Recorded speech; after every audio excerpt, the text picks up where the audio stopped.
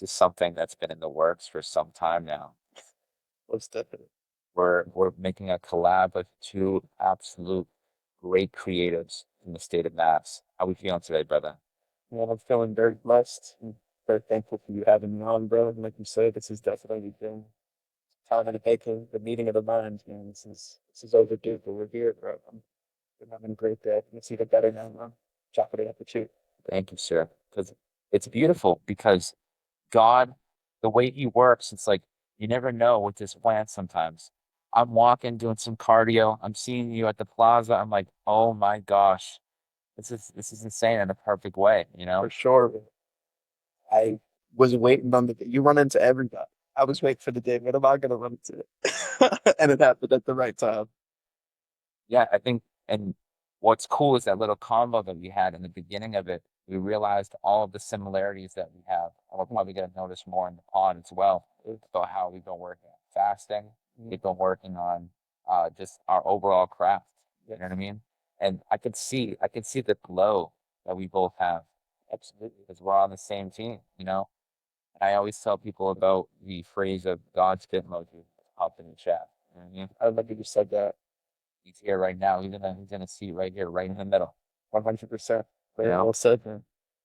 you honestly are one of the people that, and I'm not just saying this because your awesome self is right in front of me. You're one of the people that I look to for my craft. When it comes to the work ethic you have, when it comes to the passion you have for what you do, what was the style and journey that you've had to get onto the faith that you have now?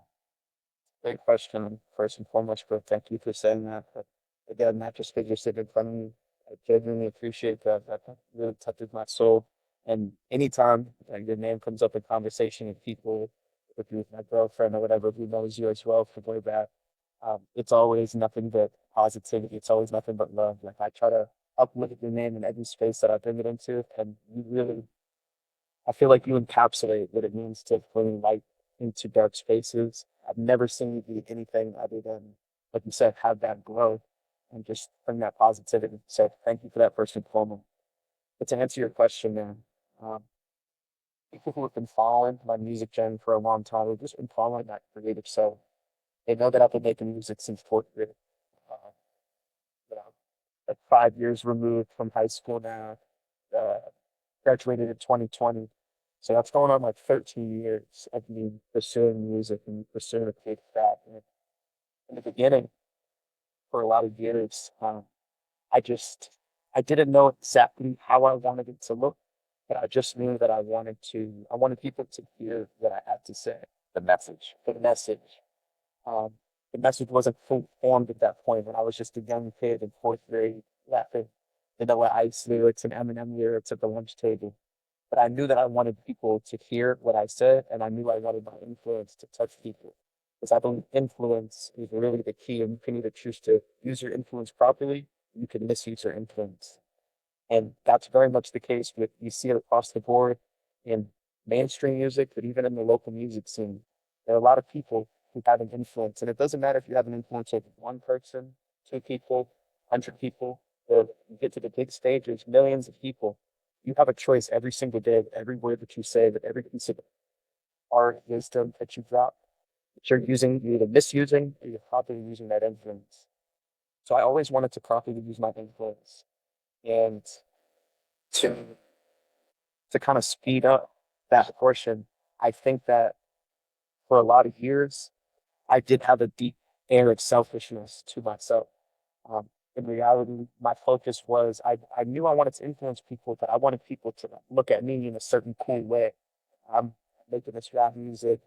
Uh, I'm doing these performances or whatever. When you're young, you want the money, you want the glorification, you want the girls that come along with it, all those type of things. That was where my mind was at for a very long time. But as people also know, around 2020, 2021, I had moved to Los Angeles, graduated high school, and then I moved to Los Angeles. And that was a vision that was in the works for a long time. And my purpose of going over there is to obviously take things to the next level. A lot of people go out to LA, they go out to Nashville, they go out to New York to take their craft to the next level. And that was just where my mind was. I still didn't know exactly how I wanted to use that influence. And I believe it was all in God's time, and things didn't quite work out the way I wanted it to. And it forced me to take a little bit of a step back. And this was even before I had come to God or come to Christ at all. I took a step back and I just wasn't releasing music. I was just so focused on surviving, making it to the next day. I lived in Texas shortly after Los Angeles. So it was really just trying to make it through. And the focus shifted from what I truly love and what I'm passionate for to just surviving, right? And to fast forward to maybe a year and a half ago, 2 years ago, still removed from the music to an extent. I had a complete shift in perspective. This is answering the question that you just asked now. My shift in perspective was like I wasn't using that platform in the right way. When I look at things that I was saying in my music, even if it wasn't heavily rooted in debauchery, it still just was misusing the platform. And it was still me glorifying things that should not necessarily have been glorified. So the real shift that I had, that I 100% believe is God's spirit that touched me, is that I got to disenfranchise myself from even the local scene. A lot of these local artists that I came up with, it's just straight debauchery. Like it's just glorification of all these things that are not uplifting their fellow person, that are not. What about the kids that are listening to this? And a lot of it is temporary pleasures that won't help like later on in life too. At all. When you see it all the time, things that people say in the music, what they post on their stories or their pages, it's me, myself, myself, myself. And I had to realize that's not the way that I want to go about doing things. Now we're here, we have this mindset now where we want to use our platforms to shine light in dark places. Now that's really my only goal. And this is a season where God gave me my spark back to my music, and I'm back. New man, new mindset. Yes, sir. Yeah, it was amazing. You're great at your promotional pieces too. New man, new mindset, and it's the perfect way to do it. So you're one of those people that I know when it's like say something, it's actual from the source. Like some people will say something, but it's not actually true. One of the things that we were talking about in Braintree was how you can read the energy. Not only is the energy contagious, but you can tell when someone's being genuine or not. You know what I mean? Were there ever any instances when you were at these places outside of Mass where you can tell like this person isn't the right environment for me? You know what I mean? 100%. So I think people know by and large that LA is inundated with a lot of temporary and superficial friendships and transactional relationships. I've definitely found that to be the case. A lot of selfish people. A lot of selfish people, and realistically, there's billions of humans on this earth, and there's millions and millions and millions of people who want to be heard, they want to be seen, they want to make it. But if everyone's focused on themselves, like when are we ever focused on each other? When are we ever focused on a fellow person? Everybody wants the spotlight on them. They don't give that same you at that same time of day to other people. So in LA, that was something that I came across a lot. I would perform the speaker and the microphone on Hollywood Boulevard. I would go early in the morning. I would just be out there hustling all day, and I would make good money. There would be a lot of connects that came by, but it's crazy because people just wanted to see, oh, this kid from that. He's got this personality.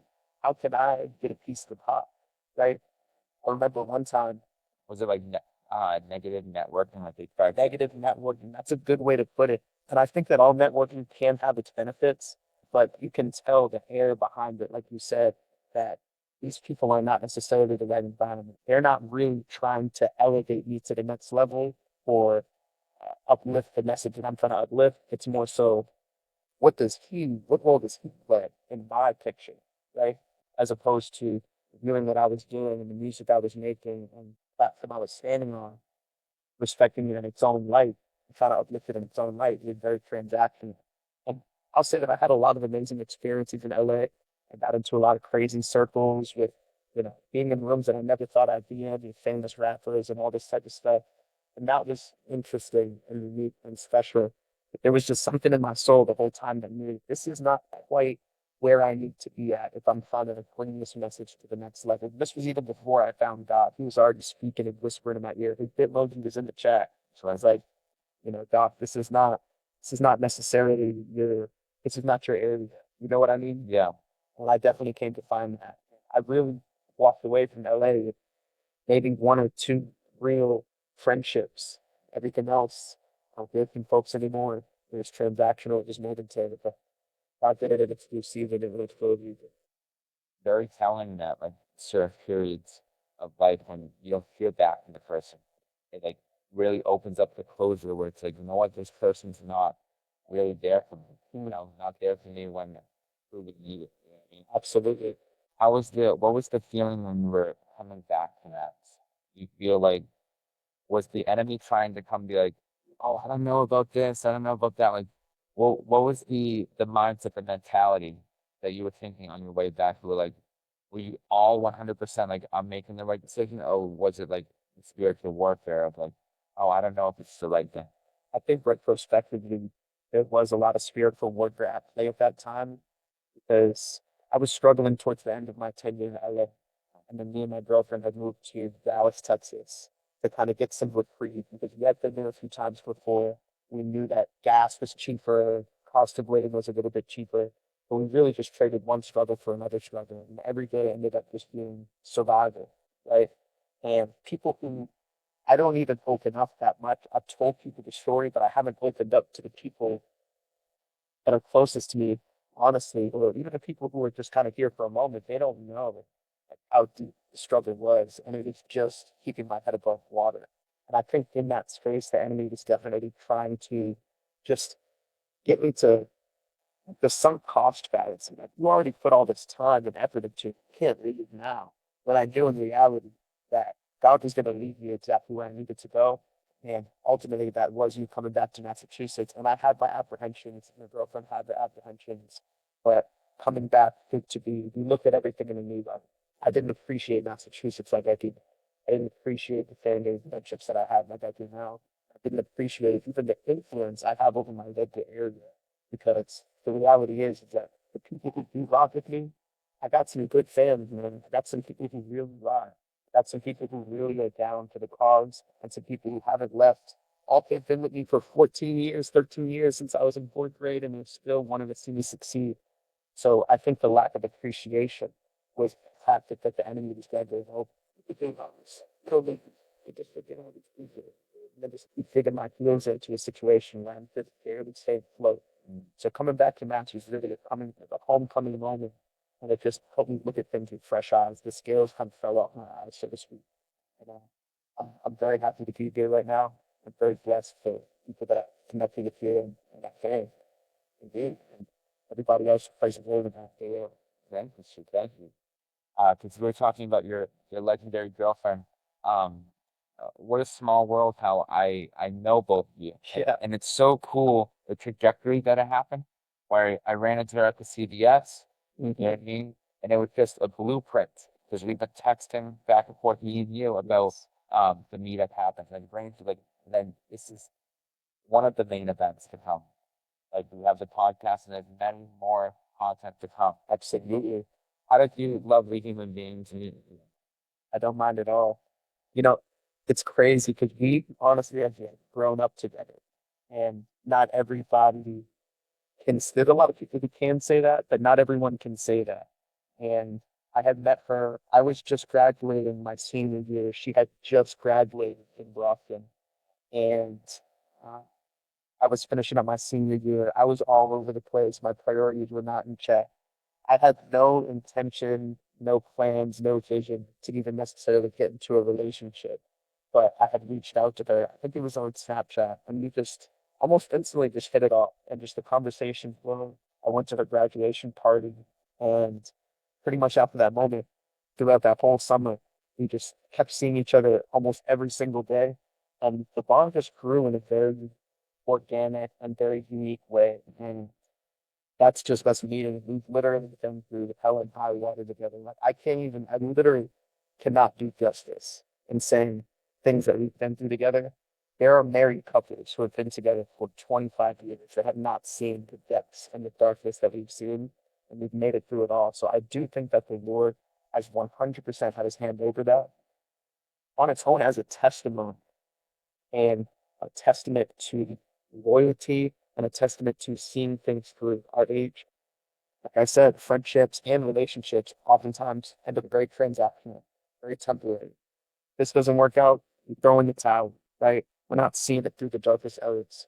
We saw through those darkest hours, and really all started just from little social media, And she's obviously a Brockton native, and a Holbrook native, right next to each other, the town. So I guess God just had that in his plans. That's right. And that's what's so polarizing about social media, because me and you, like we were talking about when I saw you arrived, about the support system that we have. We have a huge support system because the love we give out to that said system. Yes. And that's where I think social media is very polarizing, where it's like it has its highs, but it has its lows. You mentioning it reminded me of this topic of like, how do you feel about it? Because I've noticed you've been making more of a presence on social media. Like, yes, what are your overall thoughts on social media itself? What your craft you're working on?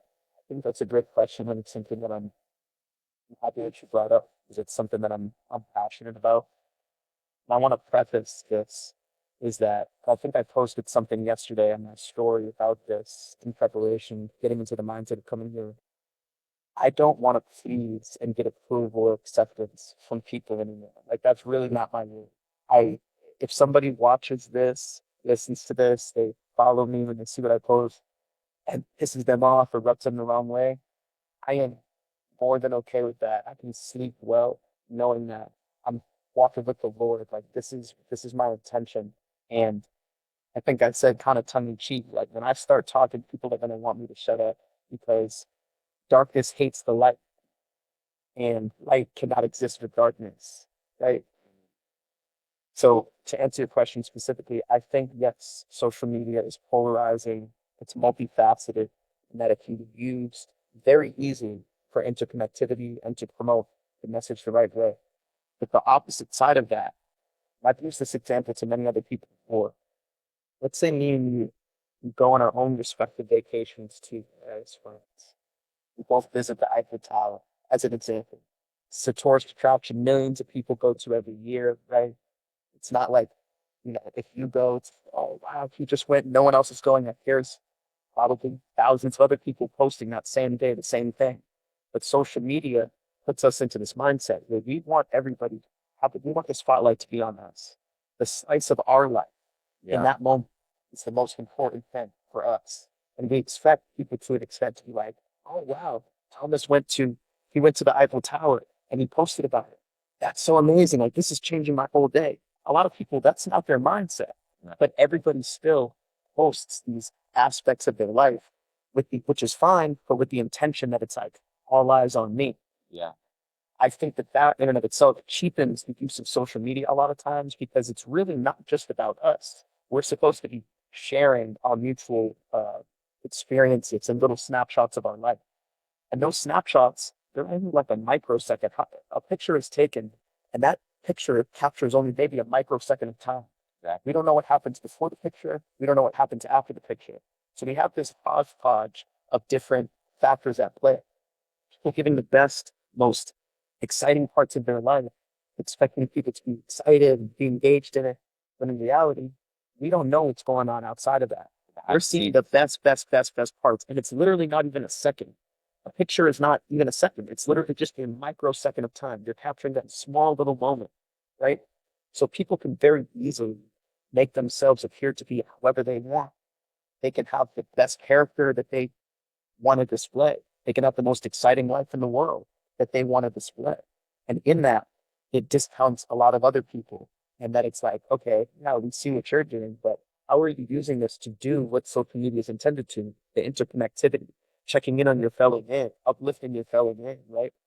So I think that if that makes sense, that in and of itself is something that bothers me deeply about social media. You could go right now on any of your platforms and go through the stories. Everybody's posting something that is important to them in that moment. It's the spotlight on them. So I took a big step out from social media because I realized unless I'm using my platform to accomplish something, I don't really want to just be on here frivolously posting this and that because I know that people really don't care that much. Even if I take an amazing trip, even if I went to North Korea and took this crazy special trip, people might see for a second, It really don't care The attention that spans much. are like this. It's like this, and it's not changing anything about their life. I want to use social media to impact people, to touch them in a certain way, to enlighten them in a certain way, to bring knowledge to that space.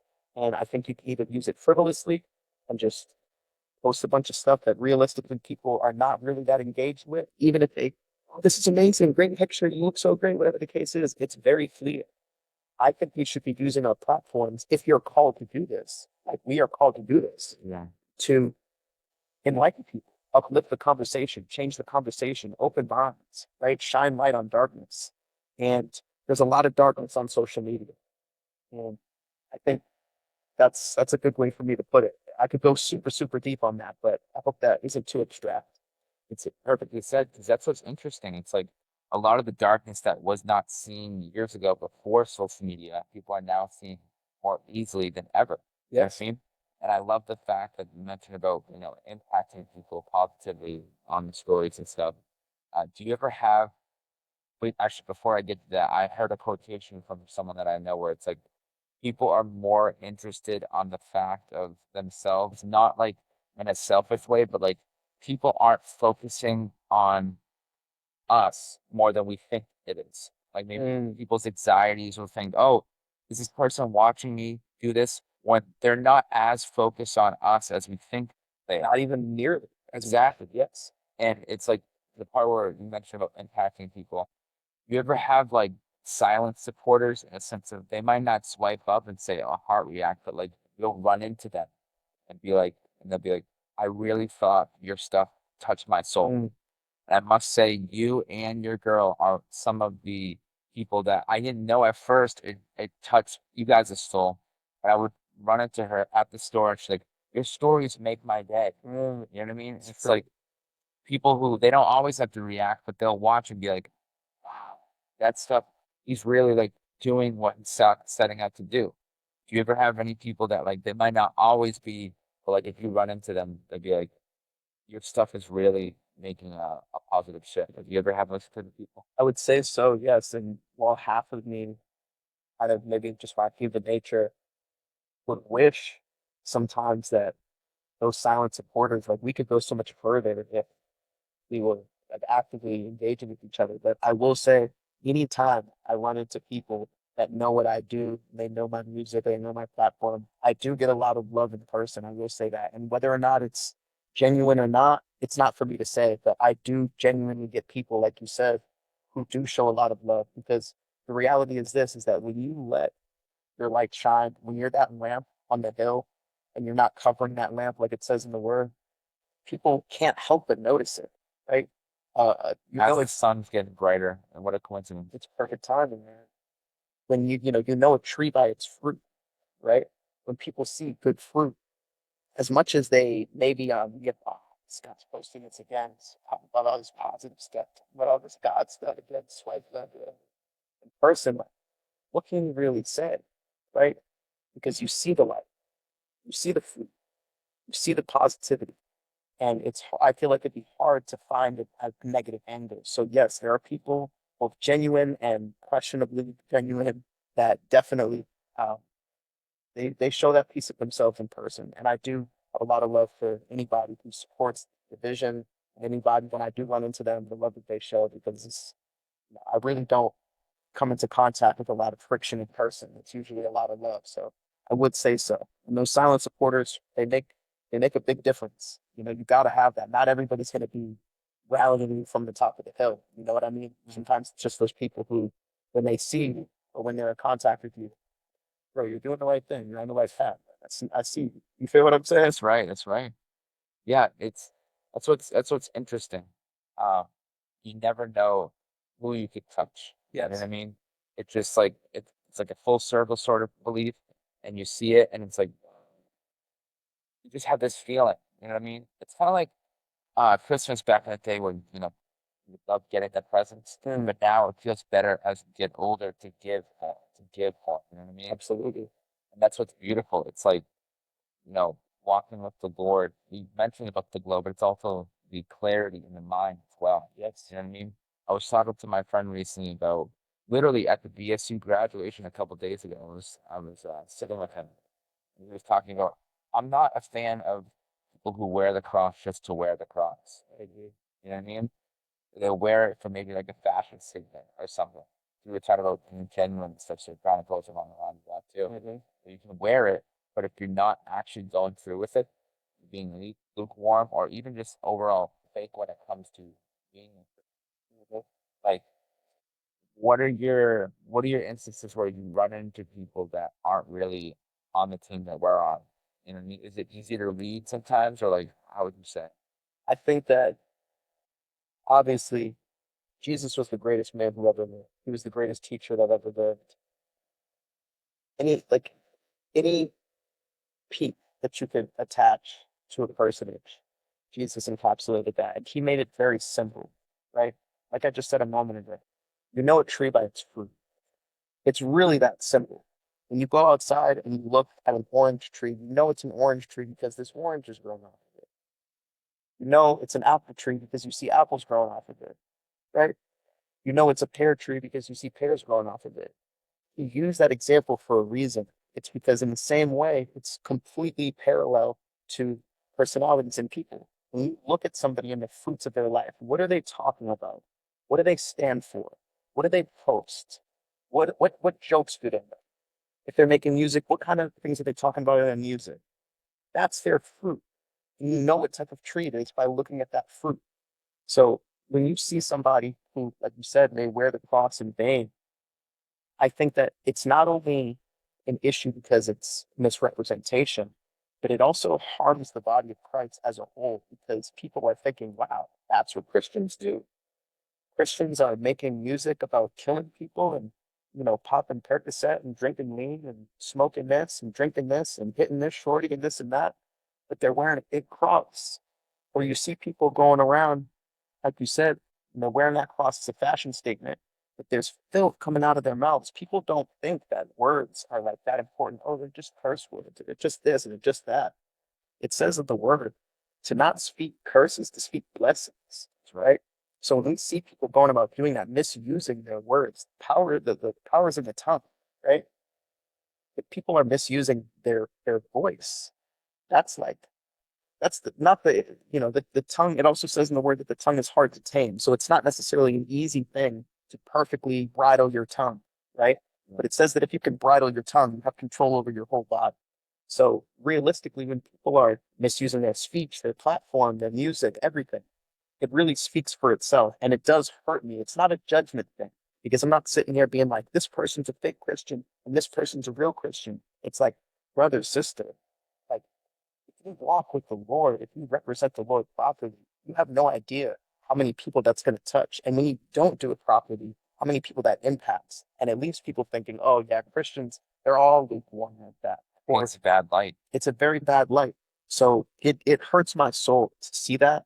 But I really I can't judge because I myself, just a few years ago, I was deep in all of that type of stuff. My mouth was filthy, right? The music that I made was glorifying all type of stuff, this and that. I was, I didn't wince at the idea of drugs or psychedelics or smoking this or drinking that. Like it was all cool and fun and all that. Even the glorification of myself, glorification of money and greed and all this stuff. I was right up in that alley. So I understand that people have to go through a sanctification process and it's not overnight, but I just really want to raise the conversation and elevate the consciousness for people to understand that there's power in the words. And there's also power in how you represent yourself. Um, you need to, people need to be weary of that and keep that in mind very much so. And I just hope that anybody who wears that cross is able to, really surrender to that cross at some point and understand I'm representing the Lord. This is not just representing myself. I'm pointing up to a big God. That's right. Yeah, it reminds me of when do you remember the Will Smith slap when that I happened? do, yes. So I remember his acceptance speech later on after he mentioned how Denzel whispered in his ear and it's like the devil will come at you at your highest moment. Like when you're at your highest value, that's where they'll see the light at the end of the tunnel. Be like, no, I can't let that happen. Which is obviously infuriating. But like it kind of goes hand in hand with my next phrase that I was thinking of about how I tell people about the devil will look at someone who's on the same team the team that we're on, and obviously trying to grasp us out. But he's not fighting for the people who either completely don't see what we see or just completely go against what we see because there's nothing for him to fight for. He already 100%. knows he has them by the grasp, Yes. so it's like a tug of war. You know what I mean? And that's what's interesting. There's certain times of the year where you can notice it more often, Hmm. where like maybe it's like the winter time. Things are gloomy and stuff. And people would be like, oh God, why did this happen? Why did this happen? You don't realize the plan that he has for us. You may not notice it right away, but it's there. You know what I mean? Absolutely. And uh, I'm still working on my journey. I was literally telling that same friend at BSU about talking to him through good moments too. Mm, Instead of being like, hey, can you help me with this? With that one? Right. I've gotten better at being like, I know that was you. absolutely. Do you ever have you ever have times where you're not sure if it's from him or like what avenue it's from? Because sometimes it could be masqueraded to be like, it looks enticing. Yeah, Be like, this is not from the avenue that I'm looking. for sure. I mean, the devil masquerades as an angel of light, as it says in the word. So I do definitely think that this is where discernment comes in really key, is being able to discern what comes from the Lord and what doesn't come from the Lord. And I believe that God reveals his character very clearly through his word. And this is the key, is that a lot of people, maybe they open up the Bible app for their daily scripture, maybe post it on Instagram or whatever the case is. But like you said, they'll throw up a prayer when things are looking rough. But to understand and know the heart of God, to understand and discern what's coming from him and what's not, we have to communicate with him in prayer. We have to read his word. There's no, again, it's not a judgment thing. We're like, you have to work to do this, this, and this. It's really about it. Do you really want to know what God has in store for you? Do you really want to know what's his voice and what's the voice of the enemy or voice of just some random person trying to derail you? It's by reading his word and by having communication with him. And I think, again, that's something that we all need to work on. And it's a process. It's a marathon. It's not a race. Uh, Over the past year, that's definitely something that has hit me very profoundly.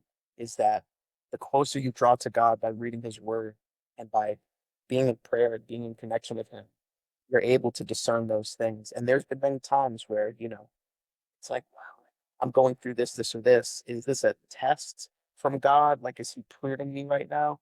Or is this just some spiritual warfare? Is this something trying to derail me?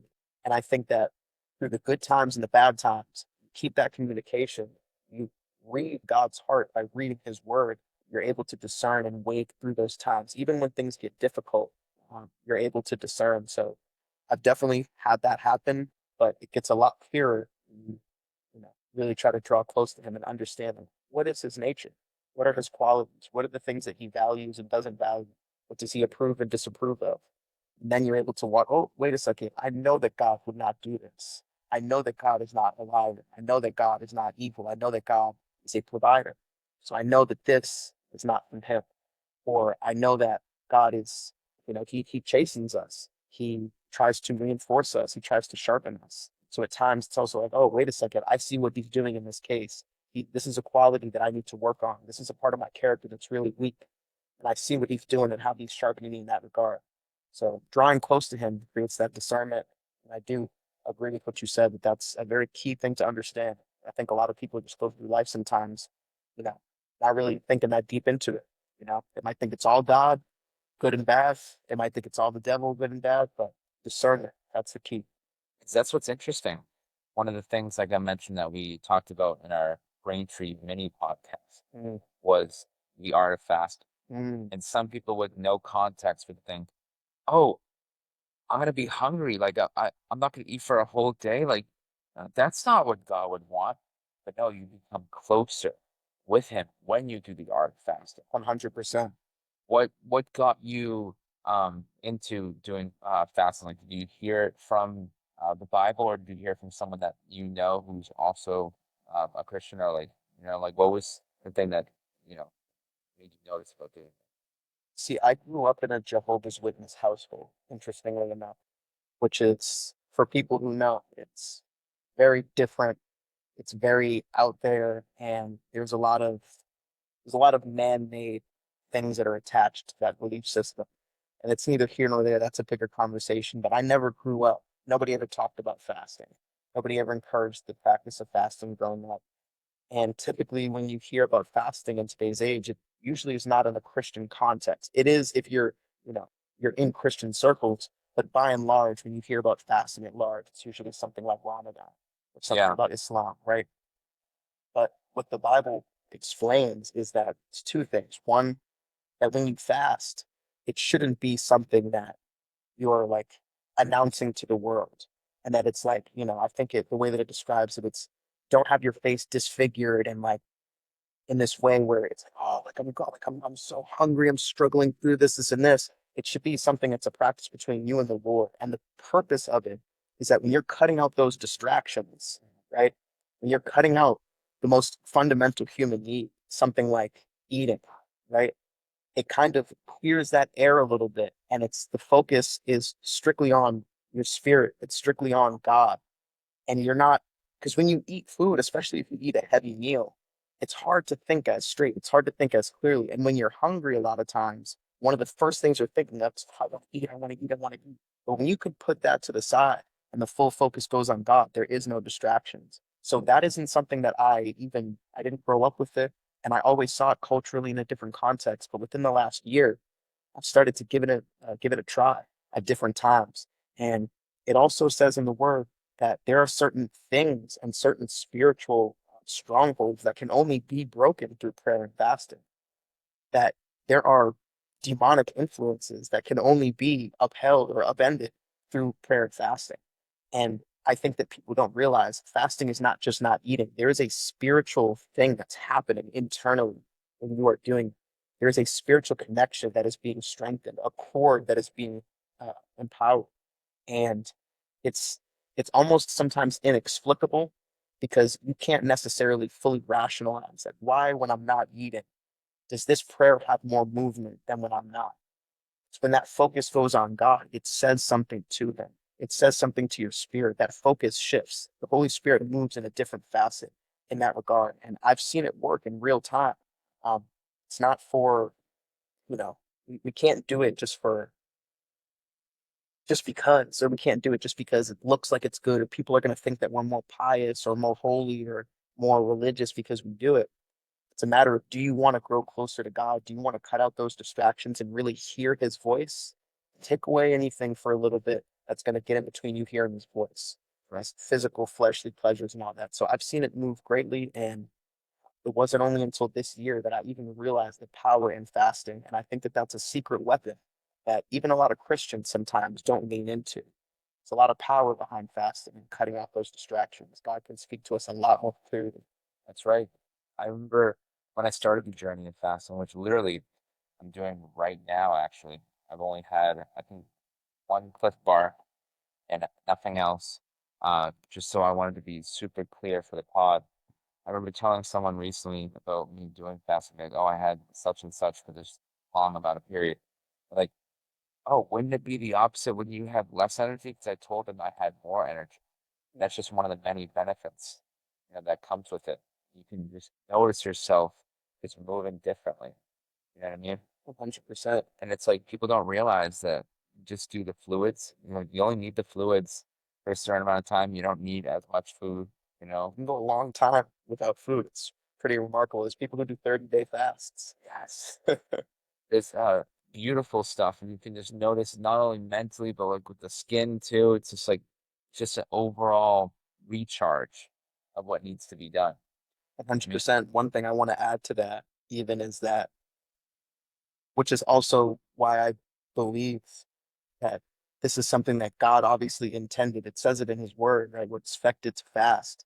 But there's something, like you said, health wise, after a certain amount of days, after the third day of being in a fast, your body starts to go through autophagy, where it starts to eat up the dead or old cells. It like recycles itself. And you go into 7-day fasting, science has proven that stem cells can start to generate, and they can't be generated under other circumstances. So there's literally a physical component that corroborates with the spiritual component. So it's not like, oh yeah, like the Bible just prescribes us to fast for no reason and just to do this. When you go without food, like no food, not fasting for, a portion of time and then, really gorging yourself, whatever the case may be. When you really lock in and fast, there's a health component, spiritual stuff aside, even though that's always going to be in the picture. Um, your body literally acts in a way that it doesn't under any other circumstances. Your body heals itself. Diseases can change their course through fasting. You can get really deep into it, but I think that the physicality and the human biological element speaks to the truth of that this is something that God wants us to do. And that if that brings spiritual clarity in the midst of that as well, it's like this is 100% something that we need to do. Like this, there's power in fasting beyond just even the spiritual in the physical too. It's pretty amazing. Yes, sir. It brings so many different life factors to a higher level, obviously positively. Which reminds me, this is a question that I ask all of my guests. Yeah. Now you are another addition to it. Doctor, what makes life so beautiful? Now it's loaded, I know. In the light of everything we've been talking about, that's a heavy one. Uh, I think the thing that makes life beautiful is there's just nothing, it's completely inexplicable. There's nothing like it. We can't we can't even articulate like that we're experiencing reality right now. You know what I'm saying? There's something so profound, so off the charts deep about just the fact that we're existing right now. The fact that we have brains to think and that we can communicate with each other right now is just absolutely crazy. And that's more deep, but love, realistically, the capacity that we have to love each other, to love our children, to love our pets, to love nature, whatever the case may be. Love is just one of those inexplicable qualities. It's not just a brain chemical reaction. It's not just a scientific explanation on paper. There's something so profound, the fact that we can connect with our fellow people in this reality. Like we literally have a tangible reality. We're sentient beings. We can think and act and experience things. I don't care who you are or what you say. There's just no rational explanation for the fact that we're able to do that. Obviously, we know that it's the Lord, but he gives us that capacity to love, to appreciate this life, to be able to see things and feel things and taste things. The human experience in and of itself is the most beautiful thing. Just the fact that we're are able to be here. I know that might be a cheap answer, but that's really. It's one of the best ones I've got, in all honesty. I appreciate you saying that, man. It's absolutely incredible. This reality is inexplicable, and we could never recreate it. Nobody is able to recreate sentience or able to create a reality like this. It's just here. We're just here. We can think and we can perceive this stuff because God allowed us to. We can love because He allowed us to. It's just, it's incredible, man. Every day is just remarkable. It's like a movie, man. Life is like a movie for real. It's funny you say that because the podcast I recorded yesterday with my friend mentioned about how life it's like it's like a resume of your life type of thing. Like Mm.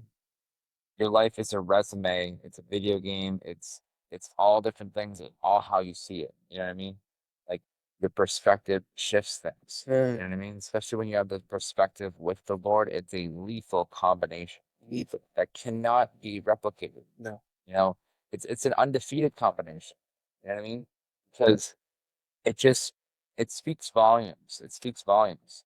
And it's one thing to maybe for a season be on the team that we're on. But if it's consistent, then it's like, wow, it opens up doors that you never thought would be opened.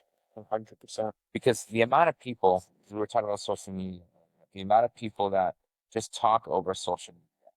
And that's how we were at first, because we were like, obviously we're in a different state, right? Like we would check in with each other. And the fact that it's just happening right now is absolutely legendary on so many levels. Like when we were coming up the stairs earlier and we were like, one of the phrases that we've been saying is we're gonna break. Yes, sir. Like that's what's beautiful. And it just shows we're doing something right where we connect with someone. You know what I mean? 100%.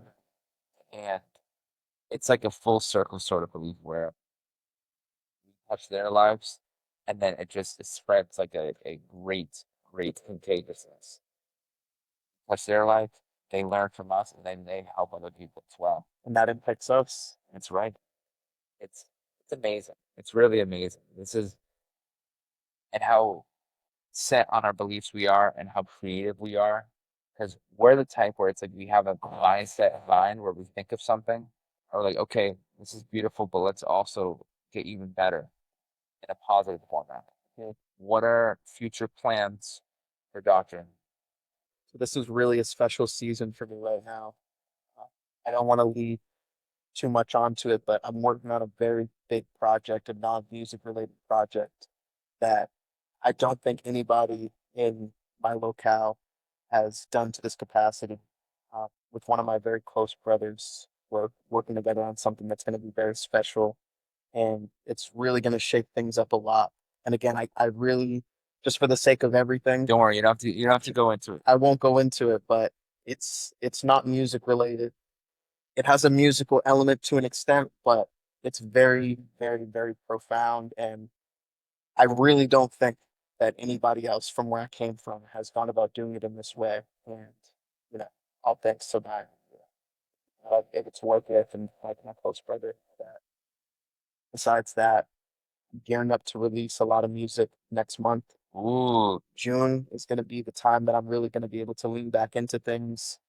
But all that aside, regardless of the projects that I'm working on, the vision is I want to continue to work on my character. I want to continue to humble myself further, and I want to use my platform to bring people to the light. And for me, like I said, I grew up in a Jehovah's Witness household where they'll go door to door, and the intention is not even necessarily to bring you to Christ. The intention is for you to join their organization, for you to join their religion. So I'm the last person whose intention is, oh, I just want people to come to my church and do what I'm doing and follow my leaders and this and that. We have one God in heaven. We have one Lord and there's one spirit. I want to lead people to that. And it's not an intention of you need to come to this field and you need to read this literature, you need to use this website. all that matters is your relationship. The relationship with God, being able to just reap the benefits from his word. It's right there for you. It's a free gift. He gave you a free gift. Famous guy. Famous God, what can I say? Uh, but it's a free gift that he gave us. Not just the fact that we have the ability to have salvation if we want to get that deep, but the fact that if we believe in Jesus Christ, that the Holy Spirit is given to us and it completely changes us. It changes the internals, it changes the externals, it changes our view, our heart, our mind, our disposition. I want people to see just how powerful God is. And God is not, it's not like you have to access him through this website. You have to access God through this. It's very clear is that Jesus is the mediator between God and man. There's millions of people, and it's not a coincidence at all. There's no coincidence that millions of people have the same testimony. That when it says in the word that when you believe on Christ and you confess that he's Lord with your mouth, that the Holy Spirit lives inside of you and it changes you, and that millions of people have that experience. It's not a mass psychosis event. It's not a bunch of people getting together. These are people across the world in different places that never have talked to each other, who are reading the same text and they're having the same spiritual, cerebral experience where their heart is changed, their mind is changed, their desires are changed, their voice, what they say and what they do is changed. There is so much power in the name of Jesus. And people wince at that thought, but it's not about trying to get to join a church or trying to do this or that. It's about a relationship with God, you and God.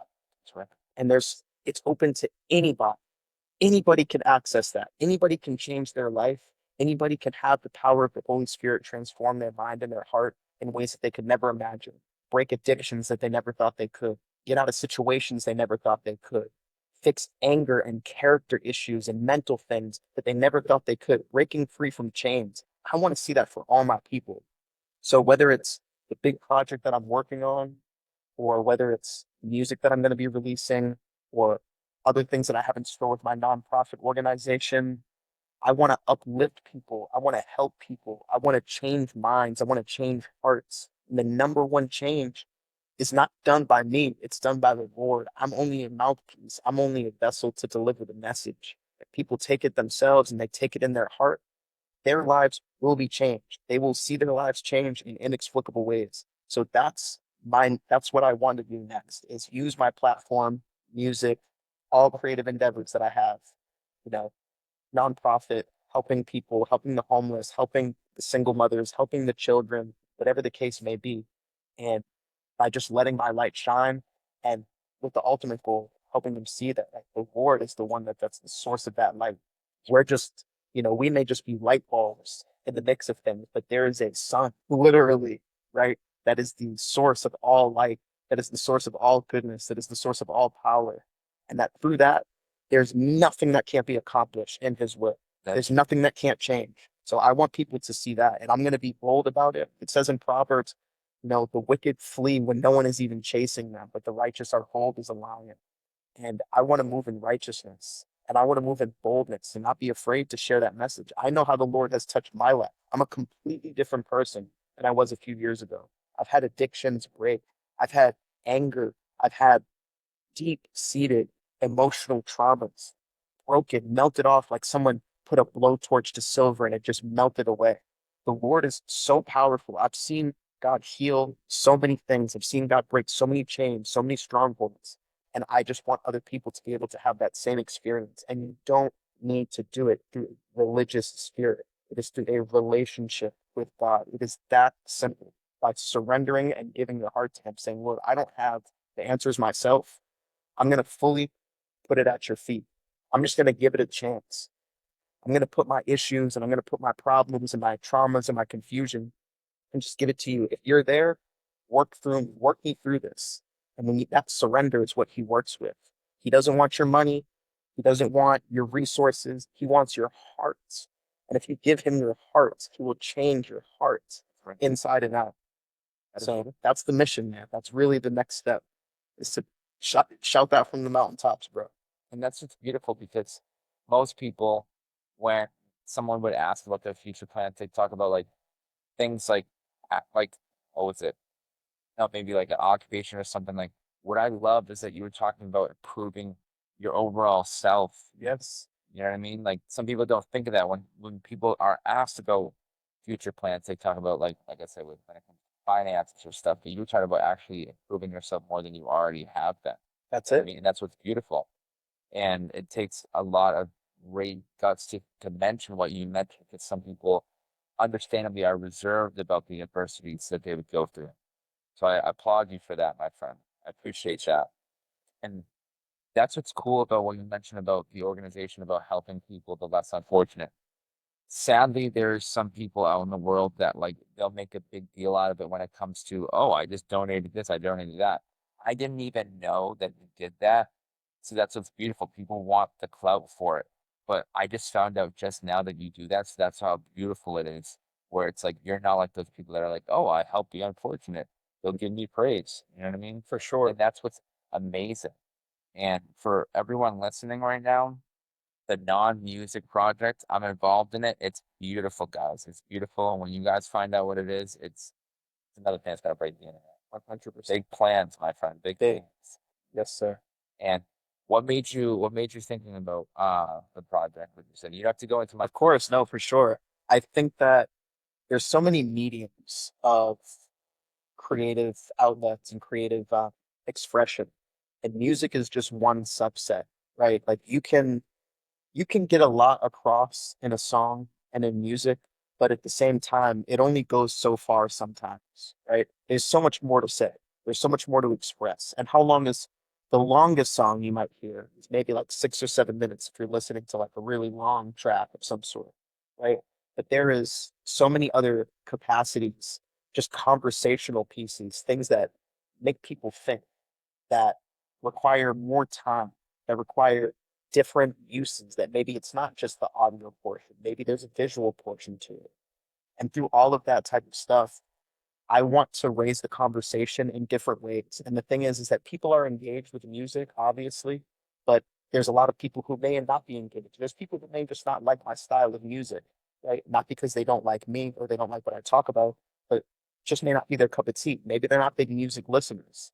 So I want to find other ways and how I can use creative talent and use what God has given me to be able to put that light in different places, to be able to raise the conversation and reach people that I may not be able to reach with my music.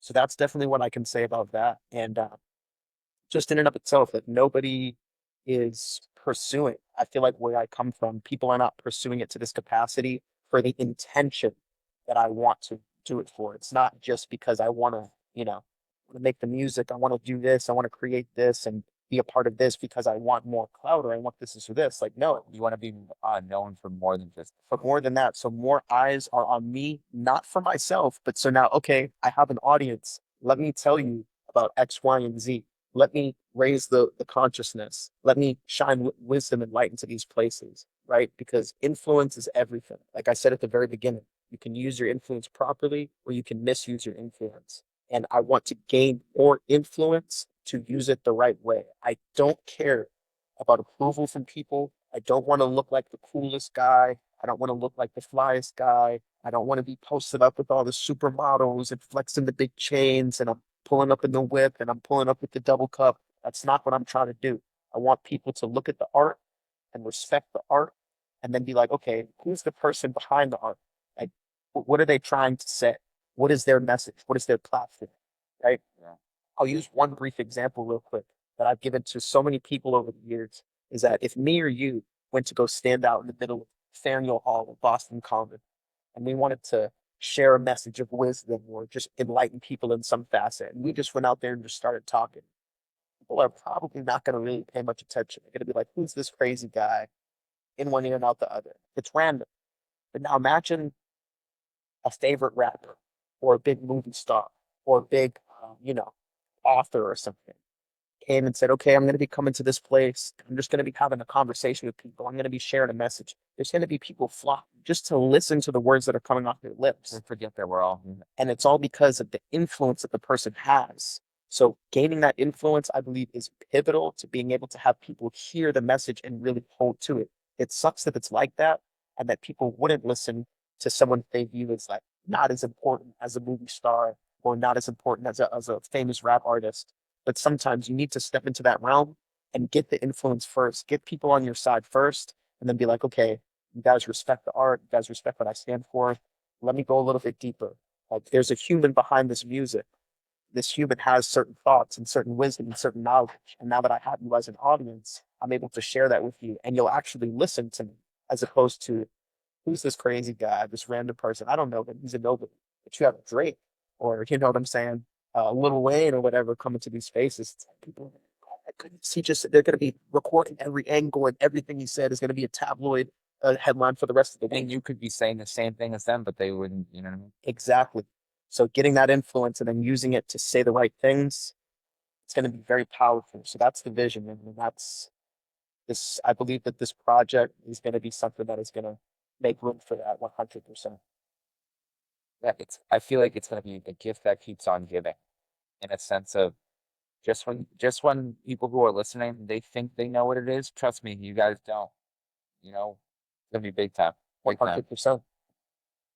And it's absolutely beautiful seeing this happen. You know what I mean?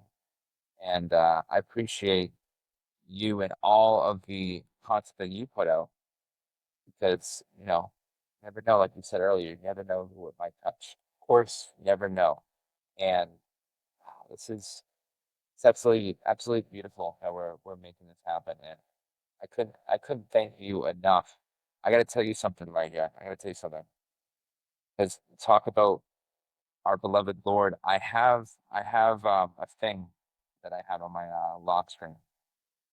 Before I say it, do you write down your intentions? Like how are you when it comes to like writing down like maybe like journaling type thing? Do you ever do that? I do have a journal. This is a recent development. I try to journal as much as I can and I try to make it like a stream of consciousness of like doesn't have to be hard and fast, but it's just like thoughts on a page. Thoughts on a page. Yeah, it's funny you say that. So I wrote this in January. It's been on my lock screen since January. Basically like my intentions for the year. Mm. And the end of it is probably the best part. So I'll go with this. Uh, January 21st. It's like the attendance that I have for today. I will start the journey of eating and drinking very well, losing weight, gaining muscle, making money, getting big grades, uh, getting mental clarity, all great environments, going up with the podcast like we're doing right now. I will get even closer to God. Uh, I will have great connection with family and friends. I will make do my best to not have any negative environments around me. My goal is to achieve greatness in all forms in 2025 in an optimistic light and beyond starting on this day. I treat my body like a temple. I will consume great positive forms of content. I will maximize the positivity slash winning in life. I will try my best to improve massively, physically, mentally, and spiritually.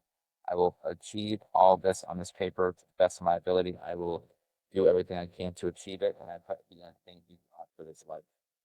So January 21st of this year. I don't think I've said it in a big light, but I felt this was the perfect time to mention it. That's profound, You know, and very profound we're making it happen.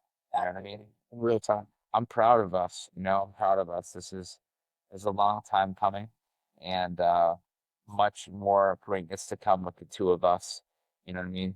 Some future collabs. You know what I mean? I love that. And I can't thank you enough for doing this. Is there anything that you would like to tell me or any of the viewers, my friend? For sure. I mean, one thing that was definitely on my mind that I wanted to end off on, whatever the case may be. I want, the people who are watching this as well. This is the first time in like 3 years that I've spoken out in any type of facet, right? It's kind of been like silent behind closed doors. Uh, I want to be abundantly clear that the only goal, like I said, is to shine light in dark places.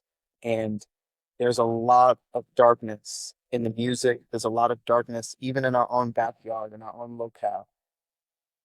My goal is I'm trying to tear down selfishness.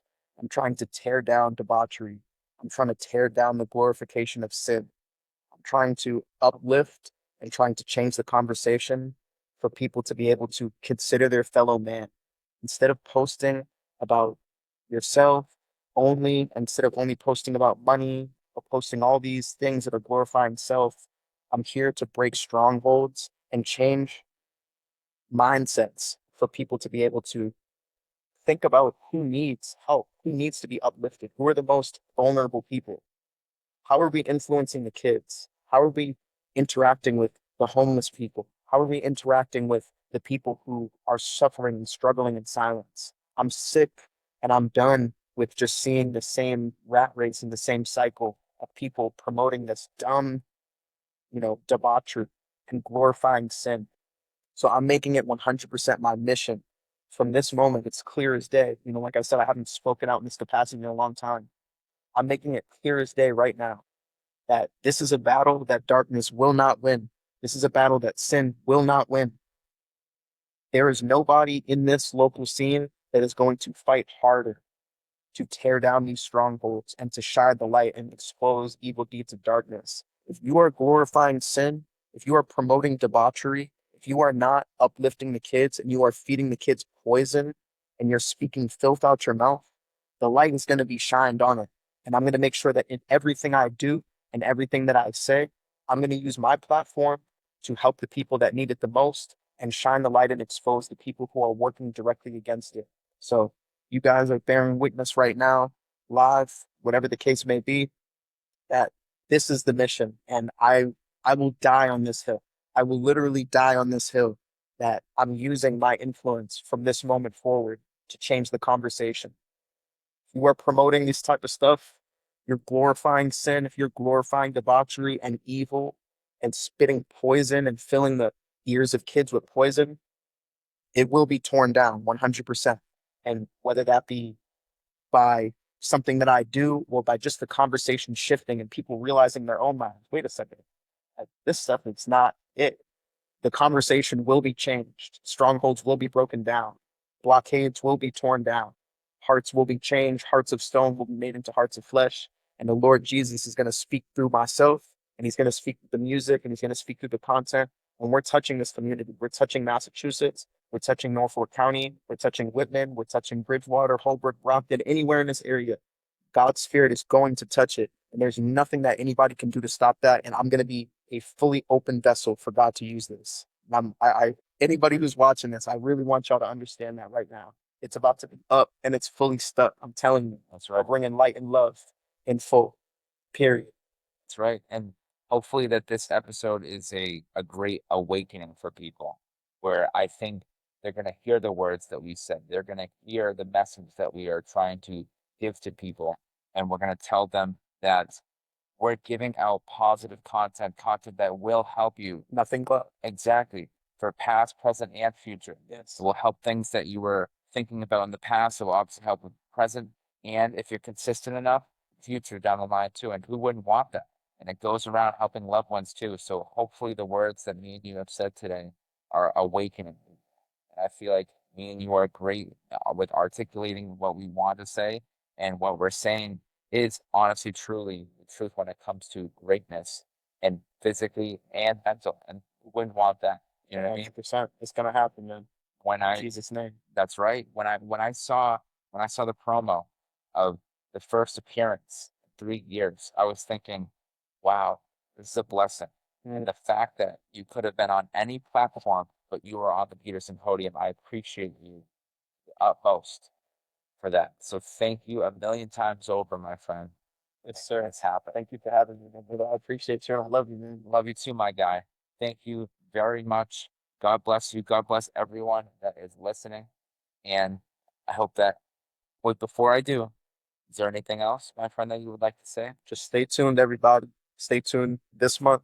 Stay tuned next month because a lot of stuff is about to unfold, and I just want as many people of y'all to be a part of it. Follow me on Instagram if you don't already at It's Doctrine. Snapchat, same thing. You can find my music on all platforms. DOCTRINE. Uh, you're gonna love what's coming from top to bottom. So everybody, stay tuned. 100%. You know, happy to share this journey with all of y'all and you as well, my brother. Thank you, sir. Yes, This is sir. our year. This is our year. It is. Thank you, everyone. Enjoy life. Bye.